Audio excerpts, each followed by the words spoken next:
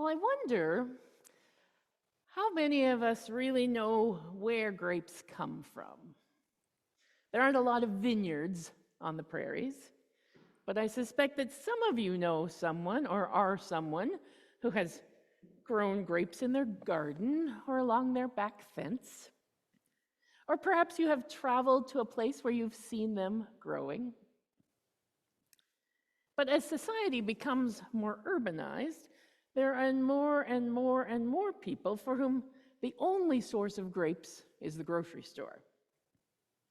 Or perhaps you had children or grandchildren back in 2009 who subjected you to this viral internet earworm called the duck song, where a duck walked up to a lemonade stand and said to the man running the stand, "Hey, got any grapes?" 2009, you had to be there. Not everyone knows where grapes come from. And I have been discovering that I can no longer assume that everyone understands how things grow. Last summer, for example, I was part of a conversation where a friend of mine was talking about how their family was going to try growing a garden for the first time. And they'd done some research, and then they just decided they would go ahead and learn as they went. So they dug the earth and they planted seeds in nice rows. Of course, they planted the same number of each kind of seed because they didn't know any better. Understand, this means that they planted the same number of carrot seeds as zucchini seeds. See, the gardeners among us understand the problem. For the non-gardeners among us, this means they're going to get very few carrots and way too many zucchinis. So we are in a time when agricultural images in the Bible may need a little more translation than they have for many thousands of years. And so today, the image Jesus uses is a vine that produces fruit, a woody, perennial vine. And those who have seen them grow may recognize the comparisons that are possible with the early Christian community and those plants. They're a bit wild-looking and disorganized. And while they are cultivated in particular kinds of climates, they can flourish under some surprisingly adverse conditions. And branches will only produce fruit if they stay connected to the rooted vine. And they will still stay healthy if non-producing branches are tended on a regular basis. So imagine then that Jesus is talking to people who would already understand that. This is part of his goodbye speech to his disciples. So he's talking to them about how they can stay connected, but even more about why they need to stay connected to him and to each other. It's not a warning, but a word of comfort. No doubt you already know when you're feeling loss and grief, it's really hard to look forward. And here, Jesus is assuring his friends that even though he is leaving, he's not abandoning them.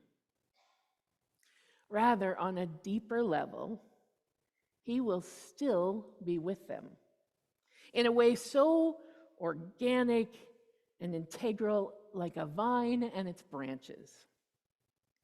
And the disciples' very lives will be a sign of their connection, just as the life and fruit of a branch are a sign of its ongoing connection to the vine.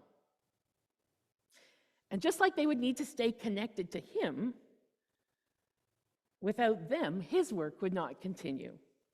Jesus said to his friends, we're not on our own. We are part of something bigger. And those connections are our source of life and meaning. Those are the connections that also connect us to God. So, at one level, we also understand the value of connection and relationship, don't we? We all have connections that bring us life, who are in different ways a kind of lifeline for us, people we depend on as a source of nurture, support, and growth. I imagine you could think about those people even now. But I also think that we probably know something of how difficult it is to maintain connections. How many times have you said to someone, "We should really get together sometime," but then life gets in the way? Do you ever think about calling or reaching out to someone, but you hold back because you don't want to bother them, or you're not sure whether they want to hear from you? Connecting with people takes time. It takes energy. It takes attention. And we don't always feel like we have that. And sometimes, because of that, we aren't even aware of the people who aren't part of our immediate inner circle. We might not notice the person who's over there sitting alone, or who might appreciate the invitation to come along. And the other challenge is that while in general we appreciate the value of connection, we also downplay our need for it. We cling to our independence, don't we? We don't want to ask for help. We don't want to appear weak. We have a bit of a habit of kind of judging people who appear to be too needy. "I'm okay," we say. "Oh, I'm all right. I'm fine. Don't worry about me." Oh, maybe I'm alone in this temptation? But I don't think so. Of course, if we do that, when we do that, we're actually separating ourselves from each other. We start to forget that we depend on many others for our life and our happiness. Not just the ones who are closely connected, not just the ones we see every day, but the ones we don't know, the ones we never think about. Think about those grapes that we eat, for example.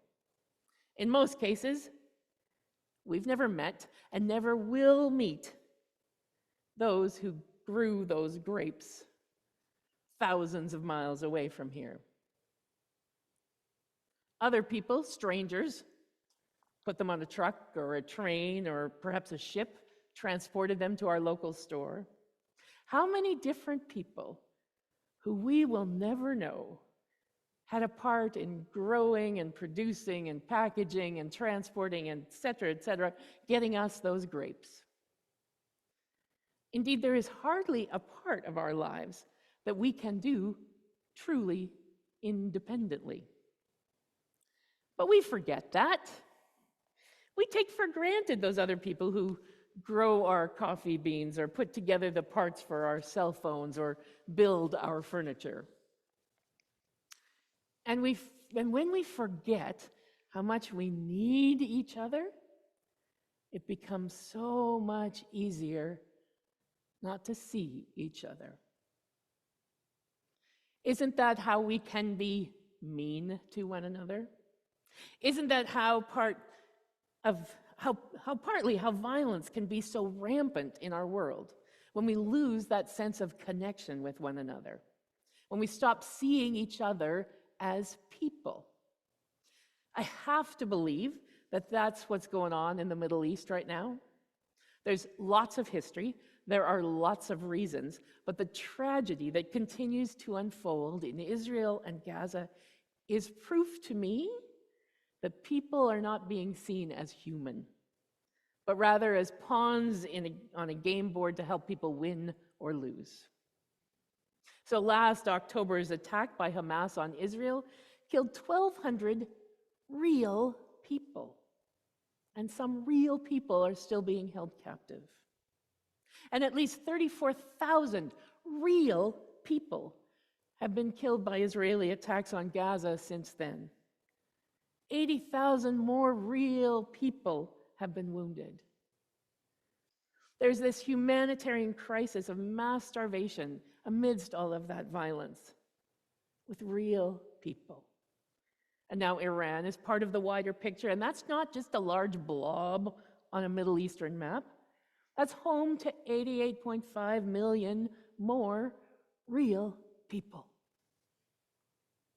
There's no question, to me anyway, that humanity is forgetting that we depend on each other for our life. Well, in sharp contrast to all of the violence that illustrates how much we've forgotten our vital connection, I want to tell you about something else. I recently became aware of the fish doorbell in the Netherlands. Have you heard of this? Every spring, fish travel from parts of the Rhine to shallower waters where they can spawn and reproduce. But things people build, like dams and locks, often get in their way. And when those fish get stopped, turns out they are pretty easy prey for larger creatures who are looking for a quick lunch. And in this particular case, an ecologist named Mark van Hoekelum, I think, was in conversation one day with the lock boat manager, lamenting that in the spring they had to shut the lock down and so it couldn't be opened for the fish to get through. And the boat lock manager said, well, I could open the lock, but I'd need to know when there was fish there. And so Mark got this idea that he could put an underwater web camera that could be surveilled around the clock. Of course, Mark wasn't going to be able to sit there and watch the clock all the time, so he decided he'd reach out to the community to see if there might be people who'd be willing to watch the camera for the fish for a few times each day, a few minutes. So he outfitted it with a webcam and this doorbell system, and then he created a website and put it out there and waited to see what would happen. Well, he was quite surprised. In the first spring season, that was in 2021, the fish doorbell was rung more than 100,000 times by people all around the world. Not only is that camera helping fish get through the obstacles, but has become a very helpful educational tool for those who want to learn more about what's happening underneath the water. And so, of course, I've gone to look at it, and every time I have been one of at least 500 other people looking for fish. Once I saw a fish, I rang the doorbell. It's a very simple way, but it's one way that people who don't even know each other can come together, can depend on each other to do something good. And doing good is all the fruit that Jesus is looking for. In fact, what he asks his followers to do over and over and over again in this reading is to abide. It's a word Jesus uses a lot in the Gospel of John, but the word is always connected to being rooted in love. So essentially, Jesus is telling his friends not to lose their connection to the vine that will give them life, and that their sole responsibility to the rest of the branches is simply to love. That's it. No more, no less. That's how we bear fruit. That's how Jesus bears fruit in the world. Just love. Of course, Jesus' simple messages tend to get complicated when we humans try to live them out. But Jesus knows that too. So he spends some time sort of extending the metaphor, talking about pruning. That's part of the natural cycle of plants too. A dead branch whose burden is too great for a tree to bear under stress breaks off for the sake of the tree. Forest fires whip through the woods, allowing new seeds to germinate. It's not always gentle, but it's an important part of tending the life of a plant.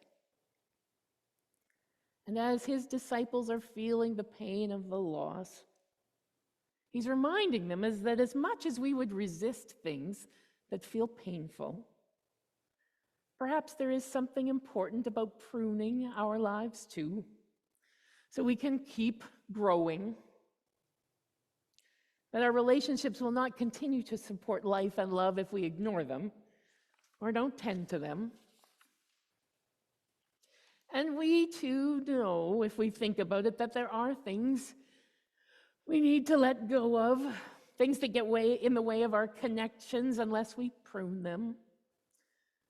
Our assumptions, old ideas, hurts, angers that we carry around and bring back into every disagreement. You know what areas of your life need pruning, that are holding you back, stopping growth and new life. But thinking about it as pruning reminds us that we need to do it carefully. Do you know that more trees are killed or ruined each year by improper pruning than by any insect or pest? That might be true with humans too. In some ways, it's simple. There are things to address, but if we do them carelessly, we can create more damage, can't we? But if we do them carefully, if we always remember the connections first, as Jesus says, if we do it in love, then we'll find our way. For the disciples, pruning is not to be confused with Jesus leaving. That connection is not being severed. I think it was Walter Wink who said, pruning should not be confused with the tragedies that overtake us. Pruning has more to do with clearing away the debris the storms leave behind. And so it is for us. As we clear away the wreckage of our lives, as we prune away the attitudes and behaviors that keep us from loving one another, we need to keep in mind the roots and the connections that give us life. Cultivate that. Jesus says, remain in me, I remain in you. Don't separate yourselves from me. Don't try to make it on your own. You are not without a source of life. No need to waddle up to a lemonade stand to ask, got any grapes? All you have to do is love, and that fruit will grow. So let us love, and may we all abide in the love that connects us all. Amen.